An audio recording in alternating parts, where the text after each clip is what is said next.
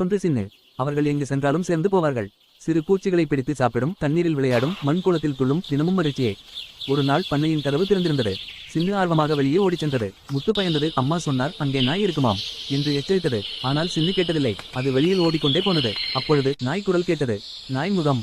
சின்னு நடுங்கியது. முத்து உடனே ஓடி, சின்னு ஓடு என்று கூவியது. இருவரும் சேர்ந்து வேகமாக ஓடி கதவுக்குள் நுழைந்தார்கள். அம்மா கோழி அவற்றை அரவணைத்தாள். அன்று முதல் சின்னு புரிந்து கொண்டது. நண்பர் என்றால் சேர்ந்து விளையாடுபவர் மட்டுமல்ல, ஆபத்தில் காப்பவரும் ஆவார். சிவப்பு நிற இதயம். அவர்கள் இருவரும் பிறகு ஒருபோதும் பிரியவில்லை. மண்குளம், மழைநீர், விளையாட்டு எதிலும் சேர்ந்து இருந்தனர்.